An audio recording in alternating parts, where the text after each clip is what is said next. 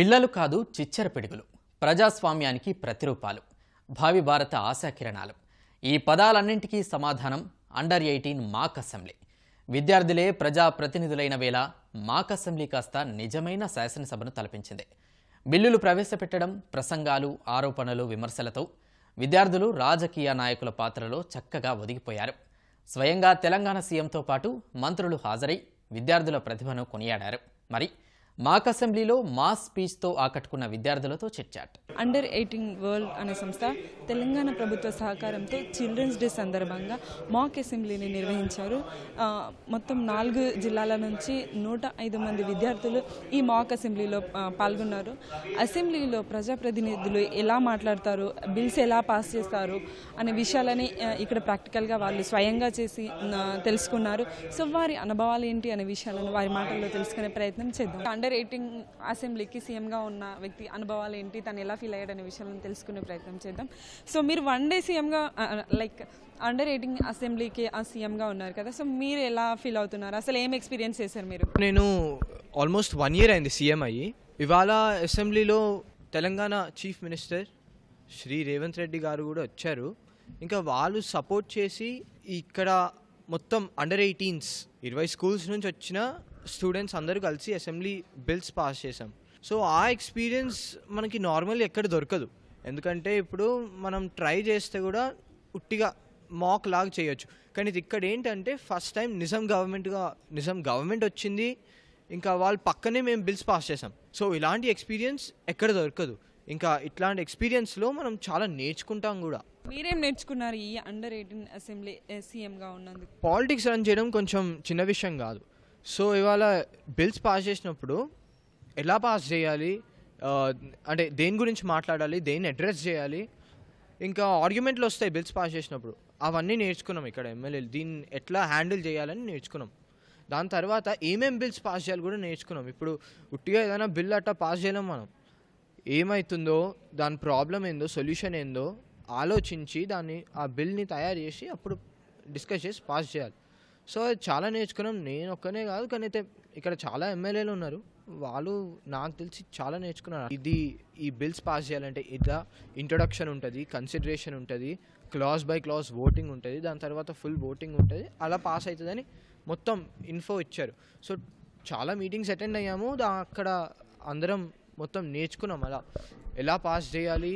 ఇంకా మొత్తం ఫార్మాట్ ఏందో, ఫస్ట్ 0 hour, తర్వాత క్వశ్చన్ అవర్, అలా మాకు నేర్చుకొని ఇవాళ ఇక్కడ వచ్చాం. సో మీరు రియల్ దానికి ఇప్పుడు దీనికి ఏమైనా డిఫరెన్స్ చూసారా? లైక్ మీరు ఎట్లా ఫీల్ అయ్యారు ఈ అసెంబ్లీకి? ఇప్పుడు నిజాం అసెంబ్లీలో ఏం చేస్తారు, ఎమ్మెల్యేలు వస్తారు, బిల్స్ మళ్ళా ముందే స్పీకర్కి పంపించి ఆ ఎజెండా సెట్ చేసి సేమ్ ప్రాసెస్ మేము ఇక్కడే సేమ్ థింగ్ ఫాలో చేసినాం. ఒక్కటే డిఫరెన్స్ ఏంటంటే వాళ్ళు గవర్నమెంట్, మేము అండర్ 18 గవర్నమెంట్, అదొక్కటే డిఫరెన్స్. ఈ స్కూల్ స్టూడెంట్స్ ఇన్ని స్టూడెంట్స్ వచ్చి ఒక అండర్ 18 అసెంబ్లీ అని ఎప్పుడు చేయలే. మన ఇండియానే కాదు, ఫస్ట్ టైం తెలంగాణలో అవుతుంది, ఎక్కడ కాలే.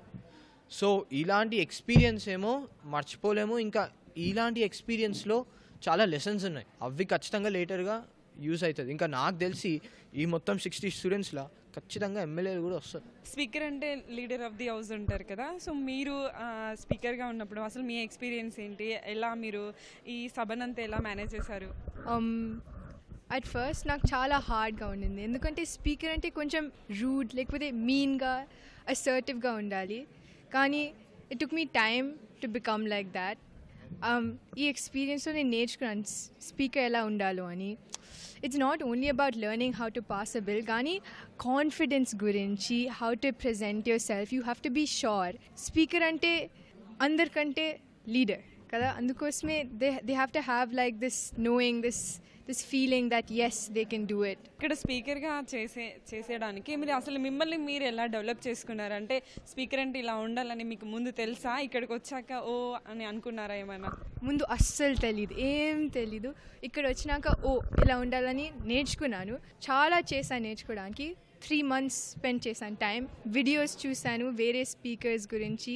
ఇంకా నా ఫెలో స్పీకర్ ఉన్నారు అచంత్య, అతనితో ప్రాక్టీస్ చేశాను. ఈ సెషన్ అనేది మీ లైఫ్కి ఎట్లా యూస్ఫుల్ అవుతుంది, అసలు ఏమేమి నేర్చుకున్నారు ఈ సెషన్లో? ఈ సెషన్లో ఇండియన్ పార్లమెంట్ గురించి నేర్చుకున్నాను, అసెంబ్లీ ఏమిటని నేర్చుకున్నాను. కానీ దీని తప్ప లైఫ్ స్కిల్స్ కూడా నేర్చుకున్నాను. కాన్ఫిడెన్స్ ఎలా ఉండాలి, how to present yourself, and why is it important to participate in events like this, why it's good to take a leadership role. So not only general knowledge కూడా కాదు, కానీ life skills ఫ్యూచర్లో నేను ఏం వాడతానో అవన్నీ గురించి కూడా నేర్చుకున్నాను. ఎమ్మెల్యేగా మీ నియోజకవర్గాన్ని రిప్రజెంట్ చేస్తున్నప్పుడు అసలు మీరు ఎలాంటి క్వశ్చన్స్ ఎమ్మెల్యేస్ అడిగితే బాగుండే అని అనుకుంటారు కదా, సో మీరేం అడిగారు, అసలు ఇక్కడ ఓవరాల్గా ఎక్స్పీరియన్స్ ఎలా ఉంది?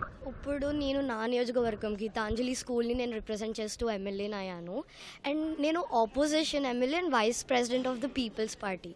ఆపోజిషన్ అన్న వెంటనే రూలింగ్ పార్టీకి చుక్కలు చూపిస్తాము అని తెలుసు, కానీ మేము చేసేది ప్రతి ఒక్క కారణంతో చేస్తాం. ఏదైనా ప్రశ్న అడిగామంటే మా బుర్ర ఆలోచన రాత్రి పగలు కష్టపడి ఇది అడిగితే అసలు ఈ బిల్ కానీ రూలింగ్ పార్టీ ప్రవేశపెట్టిన ఏదైనా ప్రజలకు ఎలా ఉపయోగపడుతుందని మేము దాన్ని క్వశ్చన్ చేసి అడగడం వల్లే ఇప్పుడు ప్రజలకి ఇంత బిల్స్ దక్కుతున్నాయి అని చెప్తున్నాను. మీరు ఎలా అంటే స్కూల్లో ఎలక్షన్స్ కానీ ఎలా జరిగాయి, సో ఇక్కడ దాకా ఎలా వచ్చారు, ఈ జర్నీ ఎలా ఉంది మీకు? మాకు స్కూల్లో ఎలక్షన్స్ జరిగాయి అండ్ ఎలక్షన్స్ మెజారిటీ ఓట్స్తో నేను గెలిచి and then I came up on this dais under 18 community. Then మెల్లమెల్లగా I had elections for vice presidency, then leaking thought me a lot. దీని తర్వాత I learned a lot of it and then I finally became an MLA and an opposition president. ఈ సెషన్కి మీరు ఎమ్మెల్యేగా ఉన్నారు, so మీరు కొత్తగా అంటే మీరు ప్రాక్టీస్ చేసింది ఒక ఎత్తు అయితే ఇక్కడికి వచ్చి ప్రజెంట్ చేయడం మరో ఎత్తు కదా, సో మీరు ఏం నేర్చుకున్నారు కొత్తగా? ఇప్పుడు నార్మల్గా నాకు 15 years 10th class and Revanth Reddy sir's Telangana CM ముందు మేము ఎంత ప్రాక్టీస్ చేస్తున్నాం, బట్ ద ఫస్ట్ టైం మేము చెప్పినప్పుడు ఇట్స్ అ కంప్లీట్లీ మొత్తం వేరే ఒక అవుట్లుక్ లాంటిది. నేను హైడ్రా గురించి మాట్లాడడం, సీఎం గారితో అతను చేసిన ప్రతి స్కీమ్, మినిస్టర్స్ చేసిన, మన యాక్చువల్ ప్రభుత్వం రిలీజ్ చేసిన ప్రతి డాక్యుమెంట్ మీద మాట్లాడడం, ఇట్ వాజ్ నా కాన్ఫిడెన్స్, అసలు I was top of the world. ఈ ఎక్స్పీరియన్స్ మీ లైఫ్ టైం అంటే ఎట్లా యూజ్ అవుతుంది మీ ఫ్యూచర్కి కానీ, సో ఎట్లా అనుకుంటున్నారు మీరు? ఇది అందరికీ దక్కే ఆపర్చునిటీ కాదు. పాలిటిక్స్ అన్న వెంటనే కరప్షన్ ఇది ఇలా జరుగుతుంది అని ఒక ఊళ్ళో ఉంటారు, కానీ ప్రజలు అసలు పాలిటిక్స్ ఇప్పుడు ఉన్నందుకే, డెమోక్రసీగా ఉన్నందుకే మనకి మాట్లాడే హక్కు, రైట్స్ ఆఫ్ ఫ్రీడమ్ ఇవన్నీ దక్కుతుంది. అండ్ ఇక్కడికి వచ్చి it's like once in a life time opportunity. A 15-year-old వెళ్ళి సీఎం గారిని కలవలేరు, గవర్నమెంట్ రిలీజ్ చేసిన బిల్స్ గురించి మాట్లాడలేరు. నాకు ఈ అవకాశం ఇచ్చినందుకు ఐఎమ్ వెరీ థ్యాంక్ఫుల్. అండ్ నేను కూడా ప్రైమ్ మినిస్టర్ అవుదాం అనుకుంటున్నాను and this is definitely opportunity to me. Under 18 assembly సెషన్లో మినిస్టర్స్గా ఉన్న వాళ్ళ ఎక్స్పీరియన్స్ ఏంటనే విషయాలు తెలుసుకుందాం. సో మీరు అండర్ 18 అసెంబ్లీకి మినిస్టర్గా ఉన్న, హెల్త్ మినిస్టర్గా ఉన్నారు, సో మీ ఎక్స్పీరియన్స్ ఎలా ఉంది? నాకు నా ఎక్స్పీరియన్స్ నాకే చాలా నచ్చిందండి. వచ్చినప్పటి నుంచి వెళ్ళేదాకా చాలా నేర్చుకున్నాను. అది బిల్ ఎలా పాస్ చేయాలి, మనం చెప్పేది మన ఆపోజిషన్ ఎలా వెళ్తుంది, యాజ్ అ రూలింగ్ పార్టీ మనం ఆపోజిషన్ని ఎలా కన్విన్స్ చేయగలుగుతామో బిల్ గురించి. మనం బిల్లో పెడుతున్నామంటే ఒక నిజంగా 100 సార్లు ఆలోచించాలి, ఎందుకంటే బిల్ మానేసి ఆపోజిషన్కి వెళ్తుంది, స్పీకర్కి వెళ్తుంది, ఆ చివరికి పాస్ అయ్యి ఒక నిజమైన రూల్ అవుతుంది. So everything should be crisp and perfect బిల్లో. అవన్నీ నేర్చుకుని అవన్నీ రిసోర్సెస్ని కలెక్ట్ చేసి అని చేసరికి చాలా బాగుంటుంది. ఫ్యూచర్కి ఇక్కడ నేర్చుకున్న అంశాలు మీ ఫ్యూచర్కి ఎలా యూజ్ అవుతాయి? నేను యాక్చువల్గా ఫ్యూచర్లో లాయరే అవుదాం అనుకుంటున్నాను. సో డెఫినెట్లీ ఒక మంచి స్కిల్ ఏమొచ్చిందంటే డిబేటింగ్ స్కిల్స్. రూలింగ్ పార్టీతో కాన్స్టెంట్గా వాళ్ళు అపోజిషన్ అంటే డెఫినెట్గా అపోజ్ చేస్తారు వాళ్ళు. రూలింగ్ పార్టీగా మేము ఎలా మాట్లాడాలి, మేము మాట్లాడితే వాళ్ళకి ఎలా కన్విన్స్ అవుతారు మేము చెప్పేది. So number 1 is definite debating skills ఎలా నేర్చుకోవాలి. కొత్త ఇన్ఫర్మేషన్ వచ్చేది మాకు. అంటే డ్రగ్ అబ్యూస్ బిల్లో కూడా మాకు తెలియని చాలా ఉంటాయి, మేము ఇంకా స్కూల్ పిల్లమే కాబట్టి ఆ ఇన్ఫర్మేషన్ అంత ప్రాసెస్ చేసుకుని మేము ఎలా వాడితే అది ఎక్కడ ఉపయోగిస్తే బాగుంటుందో, అది ఒకవేళ ఇలా ఉపయోగిస్తే బాగుంటుందో అలా ఉపయోగిస్తే బాగుంటుందో ట్రయల్ అండ్ ఎర్రర్ మెథడ్ చేస్తూ మోర్ ఓవర్ ఒక డిఫరెంట్ సార్ట్ ఆఫ్ ఎక్స్పోజర్ వస్తుంది. స్టార్టింగ్ నుంచి ఇప్పటి వరకు అసలు మీరు ఏమేమి చేశారు, ఎట్లా ఎక్స్పీరియన్స్ అయ్యారు, అది మీకు ఎట్లా ఫ్యూచర్కి ఉపయోగపడుతుంది? ఫ్యూచర్కా మంచి I'm thinking to get in to politics. బాగా నేర్చుకున్నా ఎట్లా మాట్లాడాలి, ఎట్లా రెస్పాన్స్ చేయాలి. అండర్ 18 అసెంబ్లీలో కూర్చున్నాం. సో బేసిక్లీ నిజాం అసెంబ్లీ లాగానే ఐటీ మినిస్టర్లు, ఎమ్మెల్యేలు, సీఎం అంటే నిజం. So exact replica of assembly. Finance minister అనే వెరీ కీ రోల్ ప్లే చేశారు కదా. సో మీరు ఎలా ఇక్కడ మాట్లాడారు, అడిగే ఎమ్మెల్యేస్ అడిగే క్వశ్చన్స్కి మీరు ఎలా ఆన్సర్ ఇచ్చారు, ఎలా ఎక్స్పీరియన్స్ ఉంది? ఇంట్లో డబ్బులు లేకపోతే మనం ఖర్చు పెట్టలేం, పిల్లలు దానికి విచ్చలవిడిగా ఖర్చు పెట్టలేరు. అట్లానే గవర్నమెంట్కి కానీ గవర్నమెంట్ విచ్చలవిడిగా ఖర్చు పెట్టలేదు, కానీ దాని బడ్జెట్ ఒక ఫిక్స్డ్ ఇంకా వెరీ డిఫైన్డ్ వేలో ఉండటం వల్ల నాకు ఈ రోల్ ఇచ్చారు. నేను ఇట్లా సర్కాజంతో మాట్లాడుతున్నాను, పిచ్చిగా డబ్బులు బడ్జెట్ అసైన్ చేయలేదు, ఆలోచించే ఇచ్చాను. మీరు స్కూల్ నుంచి ఇక్కడికి రావడము, మినిస్టర్గా ఉండడం అనేది అసలు ఎక్స్పీరియన్స్ ఎలా మీకు యూజ్ అవుతుంది ఫ్యూచర్లో?